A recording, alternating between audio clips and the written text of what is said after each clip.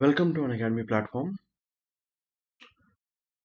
In this platform, you get daily live classes, structured courses, live test quizzes, unlimited access.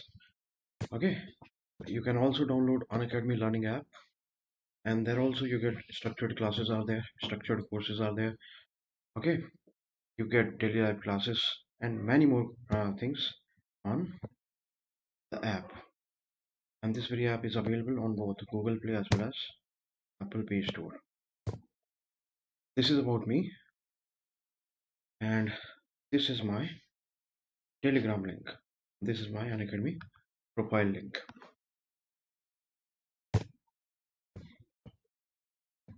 These are the top educators. So along with me, these are the top educators and other educators who are teaching in Unacademy platform.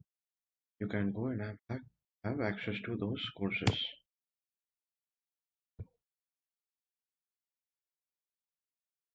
In Unacademy, you have different subscription plans which are of different durations. So you can choose or select them according to your requirement. And all these subscription courses are available at 10% discount if you use this very code, that is Amit PS. Okay, use this very code to avail 10% discount in all these courses. Now there are two kinds of courses. First, subscription plus, where you get live classes, test series, unlimited practice, structured schedule. Now if you choose Iconic, you have personal course, daily mains question answer practice, study planner, and personalized feedback. Okay, so these are again the different plans for the different durations. All these are available at 10% discount. Okay, if you use this very code, you get 10% discount. These are again the different plans, and if until this very date, these courses are available at discounted rate.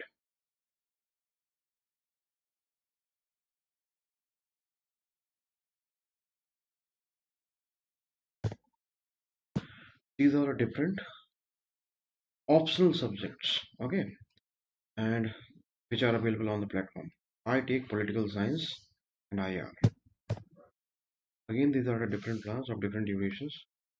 You can choose according to your requirement, and all these are available at 10% discount if you use this very code, that is Amit PS. Now we are going to start Aristotle's idea of justice. Okay, so that is our topic here.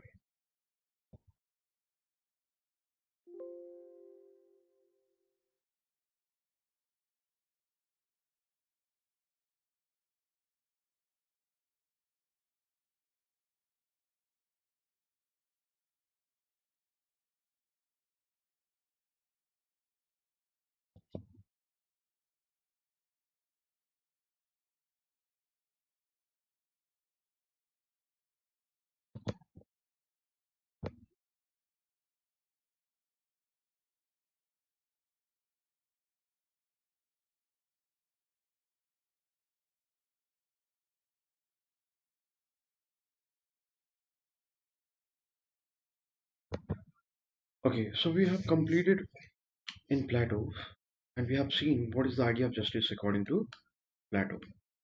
And if you recall, this meant two things, that is, first, proper stationing, and second, non interference. Okay, now we also saw that in Plato's scheme, justice was not legal, okay, or it was not juridical. That is one. Secondly, it did not exist in the realm of rights and duties. Okay, or you can say that it was not related to enjoyments of rights. It was more related to the performance of task which is one is predisposed to. That was the essence of justice there.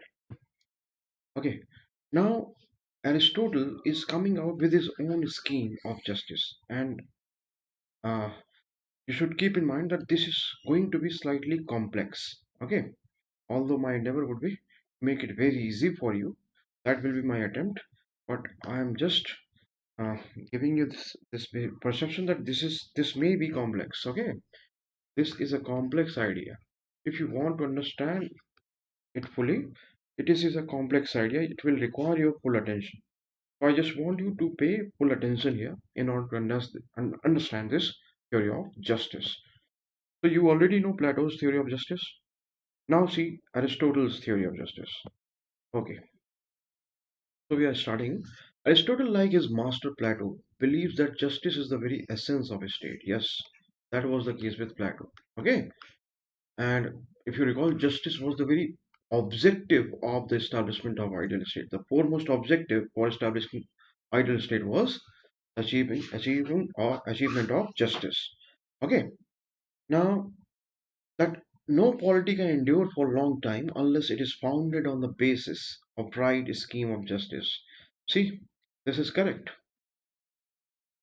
Okay, so Aristotle believed that no polity can actually endure or it can sustain or can exist for a long period of time unless it is founded on the right basis of right scheme, on the basis of right scheme of justice. Unless justice, okay, justice here is at the very foundation of any polity. Okay, when you will study Rawls, there you will find out that what Rawls has got to say about justice. That is our topic, Rawls' theory of justice, with his special theory of Rawls' theory of justice and its communitarian critic. So that is that we have in our syllabus, communitarian critic. This is all we are going to cover in justice. So there Rawls makes a statement that justice is the first virtue of all these institutions. Okay, so yes, Aristotle's belief is actually correct. Aristotle held the view that justice provides an aim to the state and object to the individual. Okay, this is the viewpoint of Aristotle, that justice provides an aim, or you can say the purpose. And here also he means to say the purpose only. So it's provide purpose, an end. Okay, you can say telos. Justice is a virtue, but it is a virtue in action. Very important thing. It is a virtue in practice. What is the meaning of virtue in practice? There he provides the example. For example, reason is a virtue, but reasonable conduct is justice. Okay? Reason is a virtue, but reasonable conduct is justice.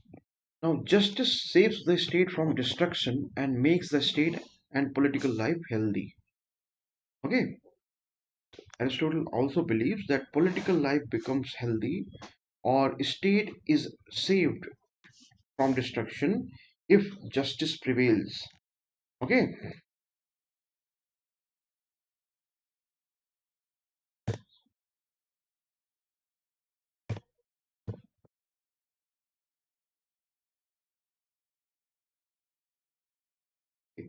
Now see that according to him, there are two types of justice.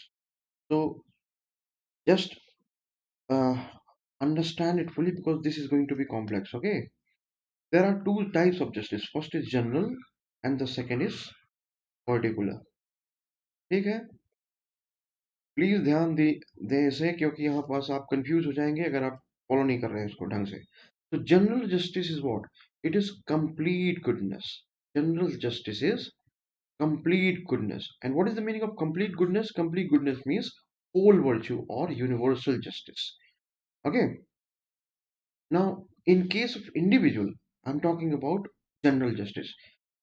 Aristotle is saying that there are two kinds of justice. First is general, and the second is particular. Okay. Now we are talking about general justice. Now, general justice means complete goodness or complete virtue or universal justice. Okay. Now, in case of individual, it is the exercise of complete goodness, not only in himself but also towards his neighbors. Getting it? So, general justice is actually complete goodness. It means the complete virtue, or it is going to be universal justice. So, for example, if you want to know the example of it, in individual's case, it will be like exercise of complete goodness, not only in himself but also towards his neighbors. So, for example, if there is an individual who is exercising of complete goodness, okay, who exercises goodness only at his personal level and not to the others, then that is not going to be a complete goodness. Okay, so general justice would make sure that individual's conduct is good. Okay, it is virtuous not only at the personal level but also when he behaves or he interacts with others or neighbors. Now coming to particular justice. So we just learned what is general justice according to Aristotle. That is complete virtue. Okay, whole virtue, complete virtue, or universal justice. Now what is particular justice? Understand what is particular. It is a part of general justice. Okay, it is a part of general justice. And how it is a part of general justice? A person who seeks and observes particular justice is one who abides by the law but does not demand from society more than he contributes. Okay, now particular justice is actually a part of general justice. Okay, particular justice is a part of general justice particular justice क्या है general justice का part है और अभी हमने क्या सीखा है कि जनरल जस्टिस क्या है this is whole virtue it is universal justice. Now we are coming to the second kind of justice. This was first, this is second. And what is particular justice is a part of general justice. Okay. Now example is this, that a person who seeks and observes particular justice is one who abides by law but does not demand from society more than what he contributes. Now, why it is called the part of general justice? That is a question here. It is a part of general justice because justice uh, refers to whole virtue, okay, complete virtue or universal justice.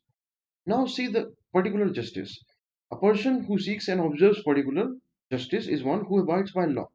Okay, so he is a law-abiding citizen.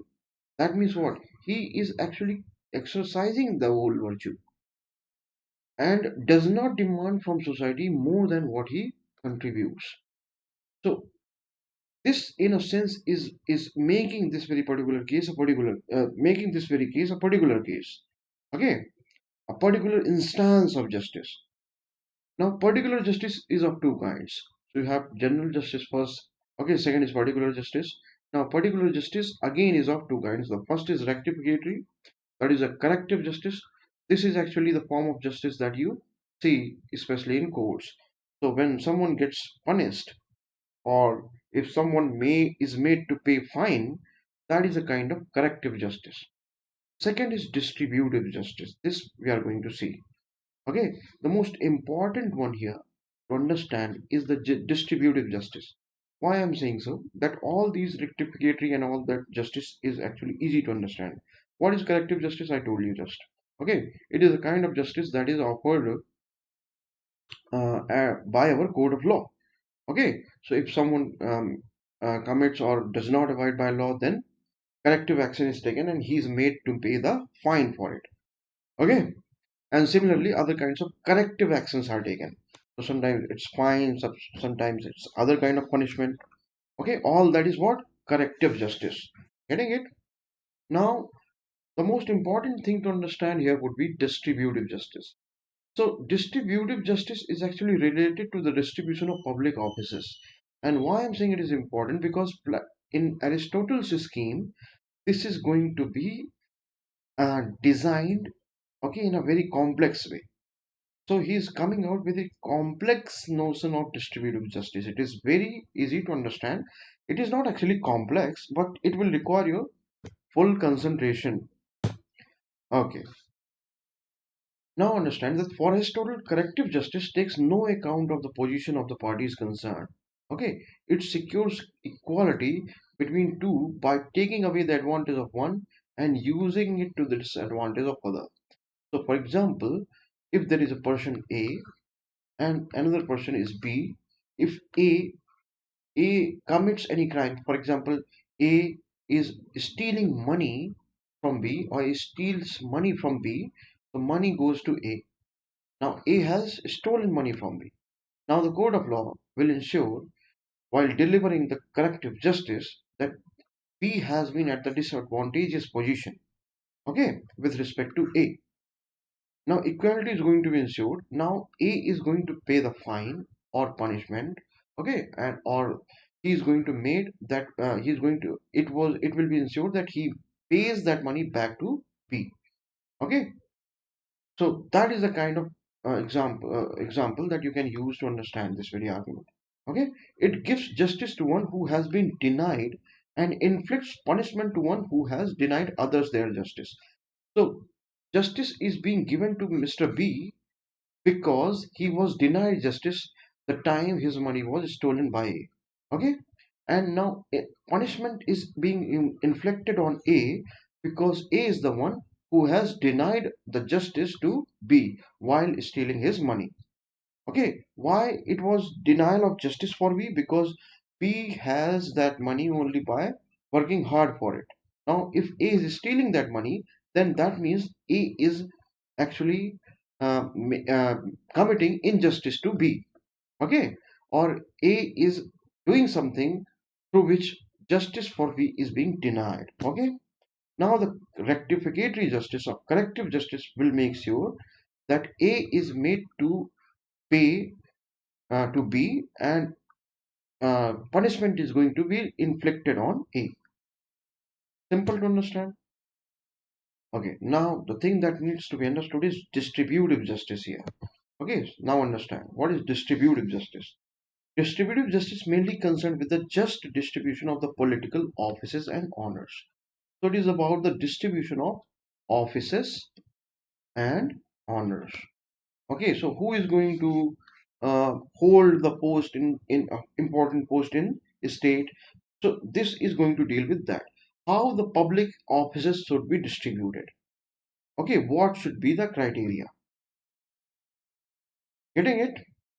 So that is what distributive justice is trying to achieve, or is trying to um, come out with a scheme where this could actually take place. That is the distribution of offices and honors. It is the distribution of honors and rewards according to merits and demerits of the recipient. So, what is distributive justice? It is the distribution of honors and rewards along with the offices. So, for example, public office in itself is a reward only. So, one who has been given with the public office, that is a kind of reward only. If he has not uh, struggled for it, or if he has not passed any exam for that, and then he's being offered a public office, then that is a kind of honor or reward only. Okay, so mainly it is going to be related to offices of the state. That is what I mean to say here. Now see, for Aristotle, distributive justice is proportionate equality. It is what? Proportionate equality. Okay, proportionate equality is not going to be similar to, or it should be understood as something which is different from numerical equality. Okay, numerical equality. Now we are going to understand this proportionate equality. Actually, this is the only thing that you need to understand in order to have a proper view of this very scheme of distributive justice. Okay. Oh. Now he says that numerical equality, according to Aristotle, ignores the real difference between people in terms of their merit. Okay, so numerical equality simply means democratic scheme. Okay, what is the meaning of democratic scheme there? That everyone is going to be treated alike. Okay, everyone is going to be treated alike. There will be no difference among men so far as the distribution of public offices are concerned. So that is the meaning here. Okay, now understand further. It amounts to treating unequals equally. So when we go for crude form of numerical equality, then we are going to treat unequals equally. If every person is going to be accorded same importance, that means what? We are treating everyone equally. Now those individuals are not equal in their capacity, of reason or uh, in their property and and various other things. So if we are going to treat them equally, then what we are doing actually is this, that we are treating unequals equally, and that in itself is injustice. Okay, so crude form of numerical equality is going to bring injustice in the society. It is not going to bring justice. Understand it properly. According to him, one should not treat free men and slaves in the same manner, and similarly, poor and wealthy shouldn't be treated equally in the distribution of honors. Understand the argument. Again, I will point out, I will just help you recall that I told you that Aristotle builds his theories by coming out with so logical arguments that it becomes difficult to counter it. Okay, so what he's saying here is this, that if you can't treat, uh, can you treat a person who is free, that is a master, free man, and slave equally? Now, because of the theory of slavery, you have already learned that these two cannot be treated equally, because free men will have reason. Okay, they will have virtues. Now, why they come to have reason and virtues? Because they have property. Okay, why they have property and leisure? Because they were the people with capacity of self-restraint, if you are able to recall all that. Okay, so they actually are the people who are able to govern themselves, who have this very capacity of self governance or self rule. Okay, self rule, self restraint, self control. And I have already explained you that how, if these qualities are present, one actually becomes the master. If in any individual these qualities are lacking, then he is going to be slave, or at least subordinate to some who is actually having these kind of capacity, these powers. Okay, I have already explained that in theory of slavery, Aristotle's theory of slavery, when he says that slavery is natural. So when I was explaining that why slavery is natural, or what is the basic premise of this very statement of Aristotle, there I explained you all. Okay, now tell me, Aristotle is saying, just like if you are convinced that free man and slave cannot be treated equally, then just like there is a difference between free man and slave, and they cannot be treated equally, same is going to be the condition between poor and rich. Okay, they cannot be treated equally. Okay, they cannot be treated equally, because poor is poor because of so many reasons, and rich is because of so many. Now, leaving the reasons, those reasons aside, now the condition is this, that one is poor, the other is rich. Now, these two individuals are unequal. How can we apply the numerical equality, that is a crude form of numerical equality, or you can say democratic principle of according the same importance or giving the same value to these two people? If we are going to give the same value to these two people, that is, one is poor, the other is rich, it is going to be a treatment of of a kind where we can say that unequals are being treated equally. Now, this is not difficult to understand, that if two individuals who are unequal and they are being treated equally, then that is unjustified. Okay. So, numerical equality does not take into account the difference between the capacity of the individuals. Okay. It actually ignores the real difference between people in terms of their merit or their talent. Okay. Getting it? Now I think you will be convinced. That is what I said, that you are going to be convinced with Aristotle's logic. Okay. So the structural principle of polity, that is proportionate or geometric equality. Okay. So one is numerical equality, okay, which is democratic one. The other is proportionate equality, which is geometric one. Okay. Getting it? So the structural principle of polity, that is proportionate or geometric equality, involves fitting different chairs in the state to different types of people according to their worth. Means giving different awards or honors to different types of people according to their worth, that is merit. Okay, and it is only through this very mechanism that one is going to decide about their ability to contribute to the state. Okay, getting it? So it is only the merit of the people through which one is going to decide their contribution to the state, or their ability, more precisely, their ability to contribute to the state. Okay, so it is the merit which is going to decide that how much capable any individual is. Okay, so far as his contribution towards the state is concerned. Okay, so one who has merit is actually capable of contributing to a state.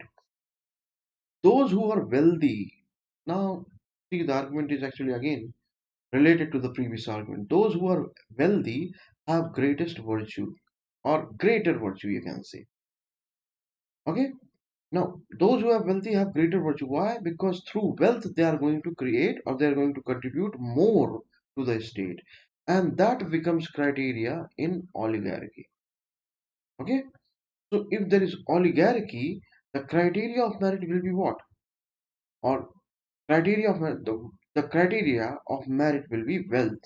Why? Because merit is what? यहाँ पास merit किसको बोला जा रहा है? Merit बोला जा रहा है किसी इंडिविजुअल की एबिलिटी को. किस एबिलिटी को? कि वो स्टेट के लिए कंट्रीब्यूट करे. समझ गए आप?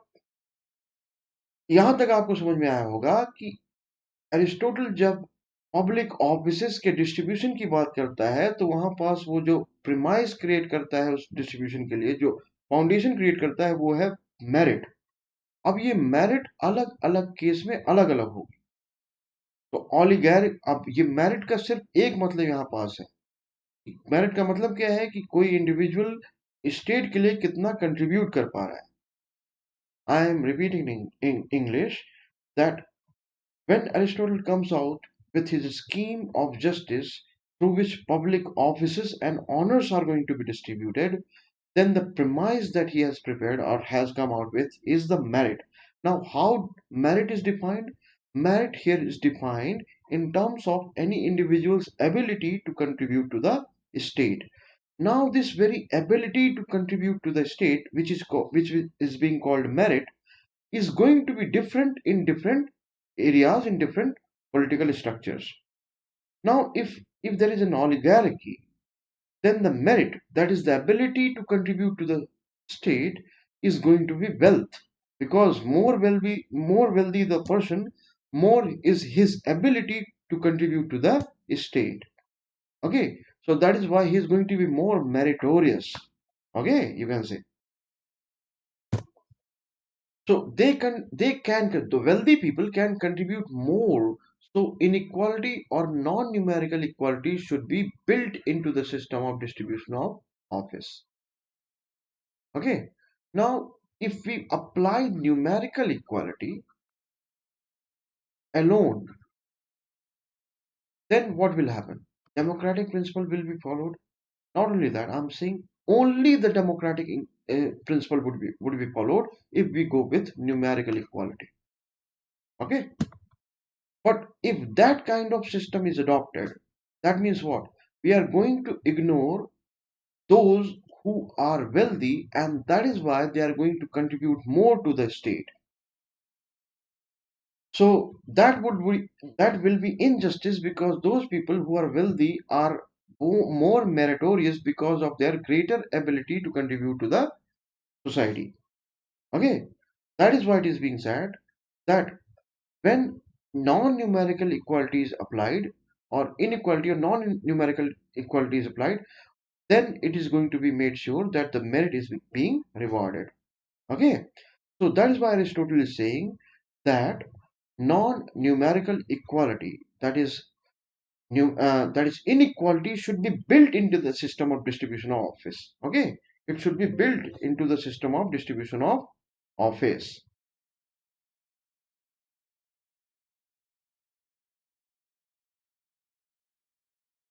Okay, now understand further. The way to do this is to have wealth qualification that excludes those below the middle class and then superimpose the democratic numerical equality principle on the particular domain. Okay, so here he is coming out with two, you can say two kinds of filters to actually come out with a set who are going to be provided with honors and rewards, that is public office. Okay, mainly public office. The first is what? First, there will be a criteria, a filter of wealth. Okay, wealth. Now, this very criteria of wealth is not going to be very high. So it will be somewhere in between. Okay, so those who are above middle class, they are going to pass in this very criteria. Getting it? So these, the first set of individuals, okay, this is the whole population. Now those whole population class can be classified into two parts: those who are below middle class and those who are upper middle class. Okay, those who are above middle class and those who are below middle class. We first filter in the distribution of offices is going to be of wealth. Okay, that is going to ensure that people who are above middle class, that they have property, are going to enter, are going to qualify this very first criteria. Okay, now we have these wealthy people here. Okay, why Aristotle applies this very criteria of wealth? Because wealthy people can contribute more to the society. That is why their merit, and what is merit? Merit is the ability to contribute to the society. So they are more meritorious. So we are going to consider, a distributive justice is going to consider them as the certain set of individuals who are going to pass this very first filter. Now, in this set of individuals, that is those who have passed the first criteria, Aristotle is suggesting to impose numerical equality. That is the principle of democracy. Okay. Now, these very people are going to be treated equal. Getting it? Understand it again. So, first, the way to do this, do what? To ensure proportionate justice. Okay. The way to do this is to have a wealth qualification that excludes those below the middle class. Okay. So, that is the first filter I'm building. There are going to be two filters. First filter is that we are separating the people who are below middle class. So people who are above middle class are going to, okay, qualify this very criteria, that is of wealth. Why wealth as a criteria is being considered here? Only because it is the merit. It shows merit. Why it shows merit? Because merit means the ability to contribute to the state. Okay. Now, if this is so, then we will get a set of population who are wealthy. Okay, set of individuals who are wealthy. Now, so now in this very set of individuals, Aristotle is suggesting to impose democratic numerical equality principle. Okay, so first in large population, this very criteria was imposed, which was wealth. Now, we in that set of wealthy people, okay, another criteria is being imposed, and this time it is the criteria of what? Democratic numerical equality. That means these very set of individuals are going to be treated alike. And now other things will actually decide their merit. Okay, so their willingness, their hard work, all those kind of things, their talent, their education. Then that the second set of individuals, in the second set of individuals that we have here, those are the wealthy people, then the merit is again going to be decided by various other factors. Okay, so it will be their hard work and all. Okay, so again principle of merit is going to be applied. But here merit is going to be decided not on the basis of wealth, because that filter has already been applied. Now the merit is going to be decided by some other factors. Okay, merit means the ability to contribute to the state. So in this very set of individuals who are wealthy, why we are saying that democratic numerical equality is applied? Because we are not creating differences among the individuals here on the basis of wealth. Okay, everyone is being treated alike. Now, even then, merit is going to be determined, but that merit is going to be determined not on the basis of wealth, and that is why it is being called that this is the democratic principle. So, in essence, what Aristotle did here was this, that he applied both the oligarchic principle. Okay, when he is coming out with this very criteria of wealth, that is the oligarchic principle, and then after that he applies numerical equality, that is the democratic principle. Okay, so in Aristotle's scheme of distributive justice, it is a combination of oligarchic as and democratic principles. It is a combination of oligarchic and democratic principles. I was telling you that this is slightly complex, okay, and I have made sure that you understand it well. Getting it? But even if you have not understand, just go back and watch the video again. Now comes comparison of Plato with Aristotle. Okay, so here we are going to compare Aristotle with his master, that is Plato. This is something that you will be able to understand very easily because you know everything here now.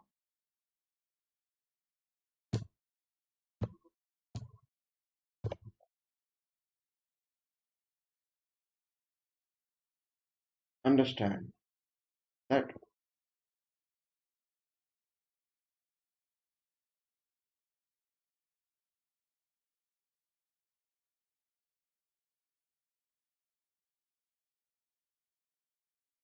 Plato and Aristotle both had conception of distributive justice. Yes, that is correct. Plato's theory of justice is essentially moral and philosophical. Yes, it was moral and philosophical. Okay, it was not legal, juridical. Okay, while Aristotle's conception of justice is actually legal. Okay, so he's talking about corrective justice, rectificatory justice. Okay, in that sense, it is legal also. Plato's justice is spiritual. Okay, proper stationing, non-interference. Okay, quality of the soul, the not dominant virtue in the soul. All those things are actually spiritual. While Aristotle's justice is practical. We just saw it. Okay, general justice, particular justice is of two kinds, rectificatory and distributive. Then in distributive justice we are applying the two principle, one is oligarchic, the other is democratic. Okay, all that is very practical. Plato's justice is related to duties, and Aristotle's justice is especially the distributive justice is related to rights. Okay, rights here means honors and rewards and public offices. Plato's justice is related to inner self, that is what comes from soul.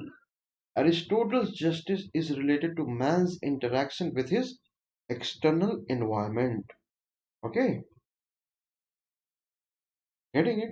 Again, because you understand both form of justice, both kind of justice, this is easy to understand. Now we are going to study rule of law. Okay, so why to study rule of law here? Because rule of law is something that Aristotle believes upon. Actually, he proposes rule of law. Okay, instead of the rule of philosopher king. So what he has got to say here, we will see. Now, why he proposes or he supports rule of law, we are going to come out with reasons. So Aristotle proposes various reasons that why rule of law is better than philosopher king. Law is a law is reason free from passion. Okay, so legislation or law is is based on reason. Okay, law comes into being generally in a polity, in a good political structure, law comes into being only after much deliberation. And this much deliberation ensures that it is based on reason. Okay.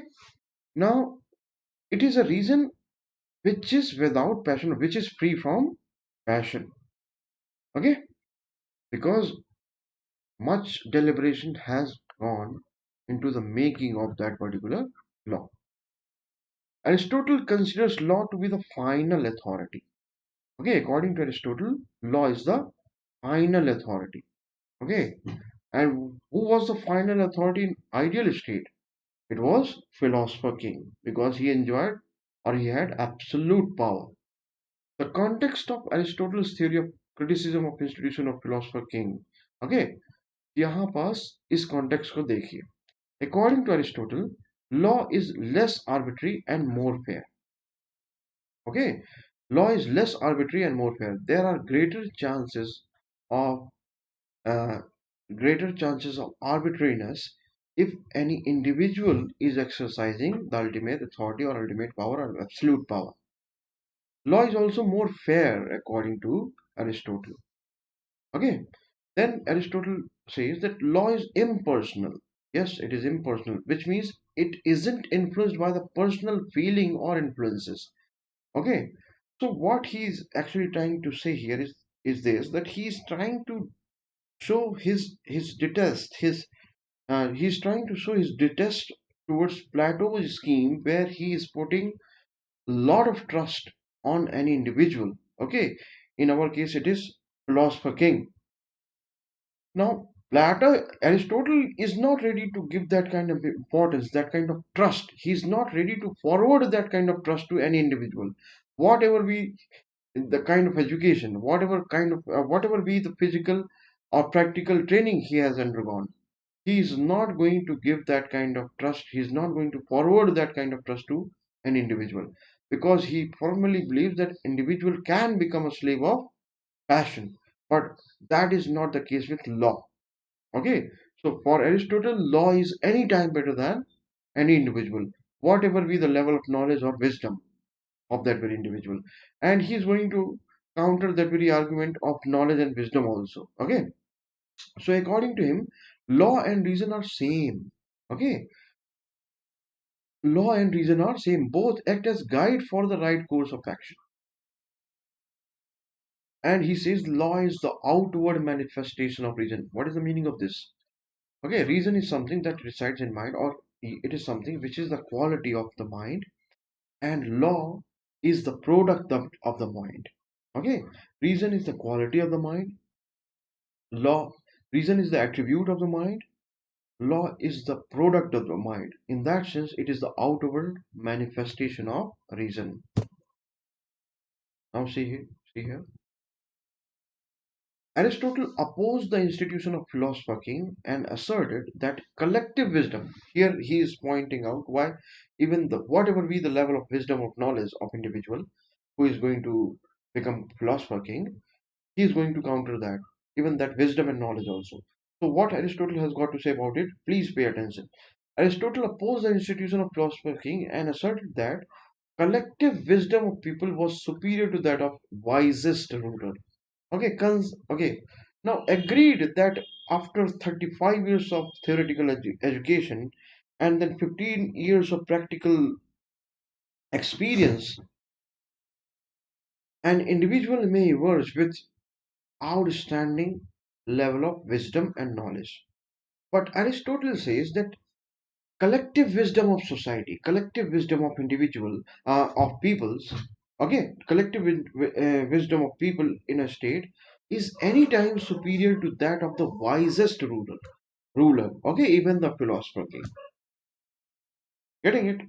So he is putting his faith, his trust on the collective wisdom of people rather than on any individual.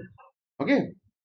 See, if you recall criticism of Plato, then there I told you that you can come out with the counters of almost every criticism that has been made against or for Plato. But there I discussed that the only reasonable criticism which actually stands true or which everyone actually is going to agree with, is this, that Plato accords, or Plato commits this mistake, that he does not provide any security mechanism or supervisory mechanism over the unchecked absolute power of philosopher king.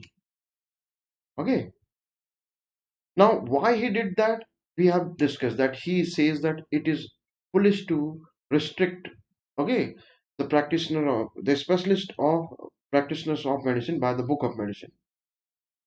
Okay, so if ruler is one who is an accomplished practitioner of ruling, the art of ruling, he should not be restrained by the book of ruling, that is legislation or law, okay, or constitution.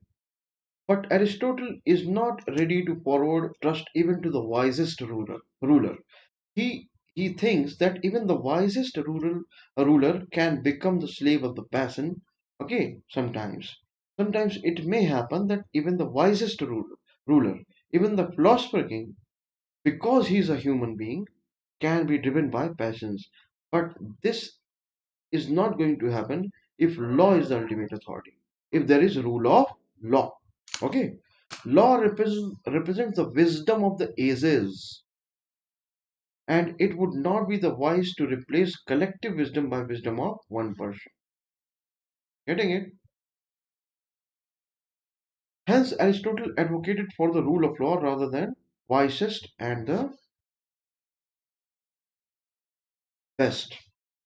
Okay, so because law represents the wisdom of ages, it is not advisable to replace that collective wisdom by the wisdom of one person or one individual, be it any ordinary individual or the philosopher king. Hence, Aristotle advocated for the rule of law rather than the wisest and the best. Okay, this was the reason why he went for law rather than any wisest ruler. The edifice of modern civilization is based on respect for constitutional provisions. That is, you know, okay, it is not based on any uh, it is not based on the wisdom or the knowledge of the wisest person in any country. Okay, it is based on what? Respect for constitutional provisions.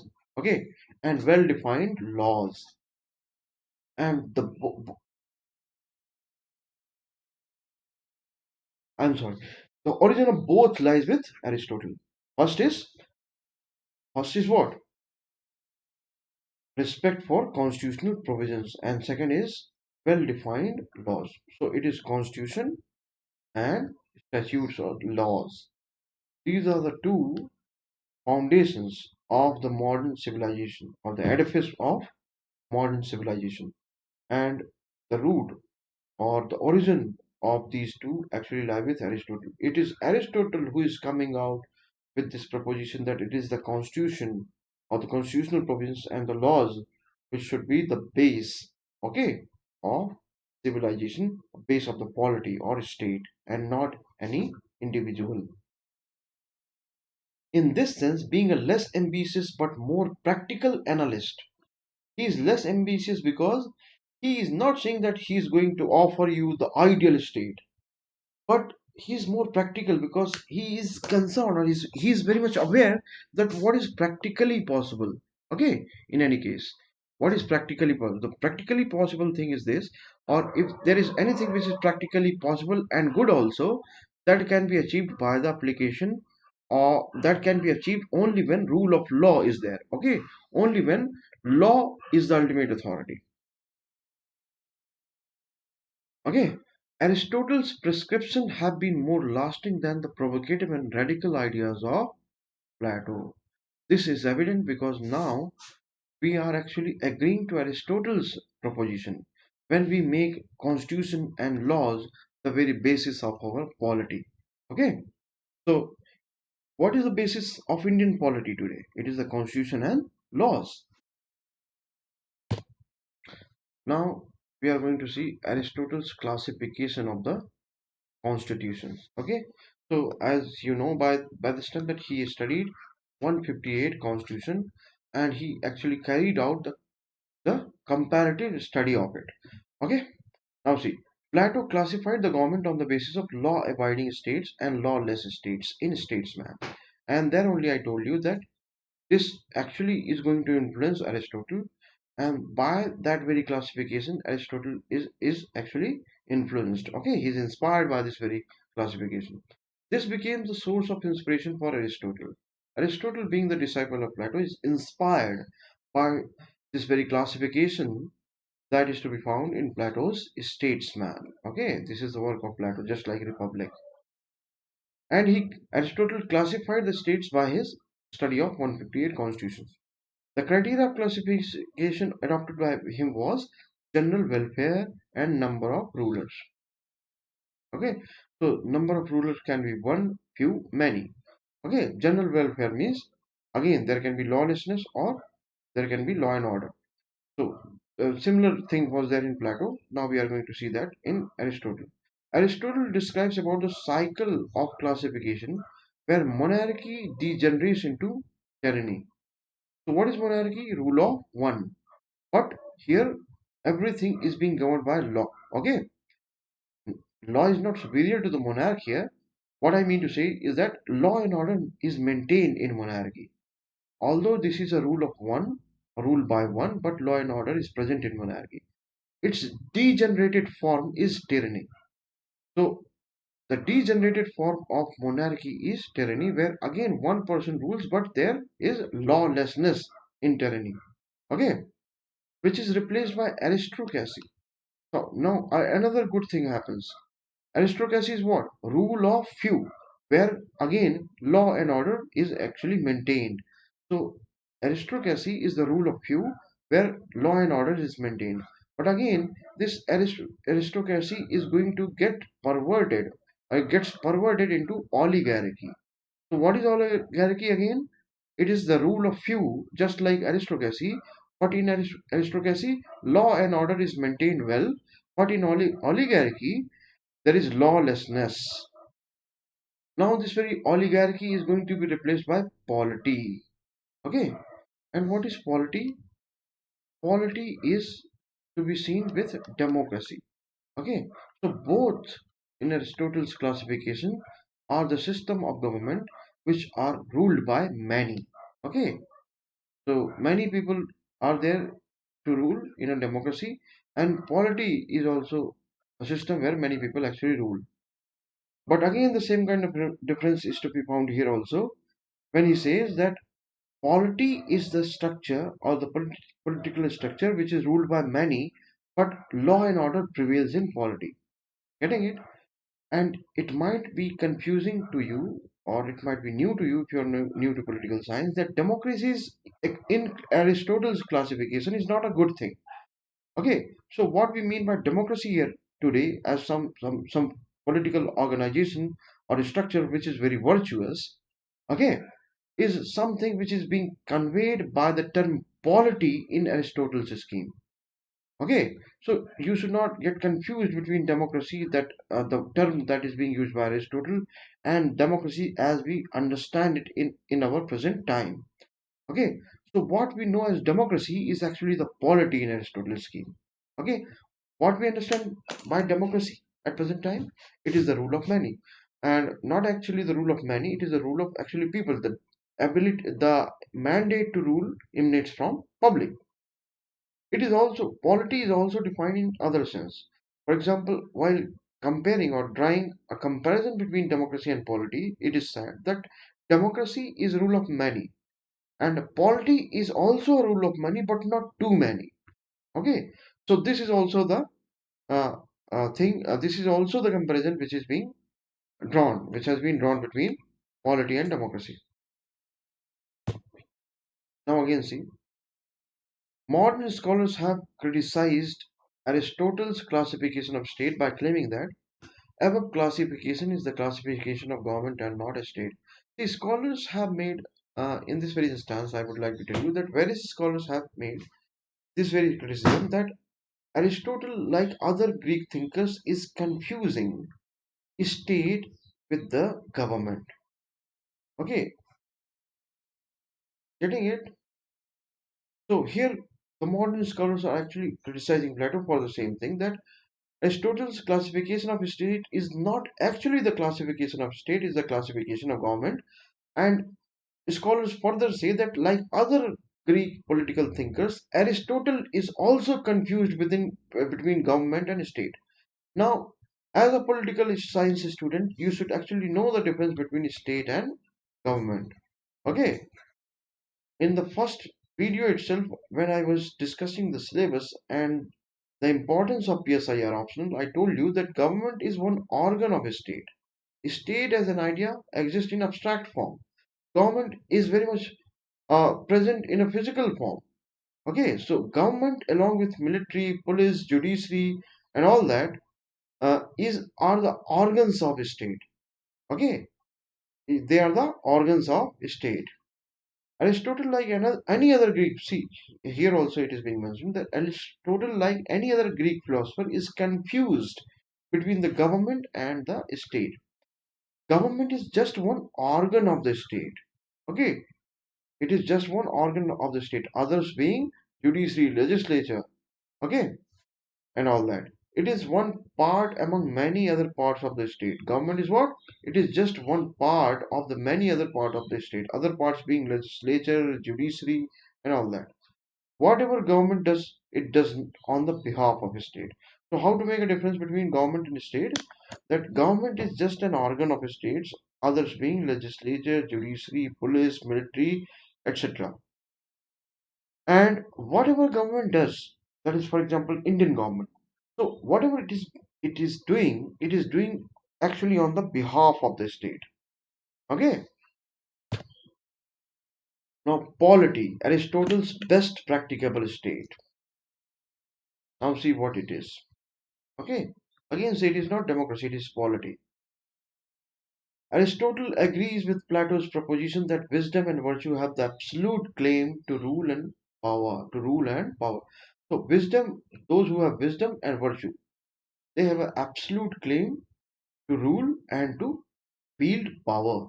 But he was concerned with its operationalization. Now we are going to see that.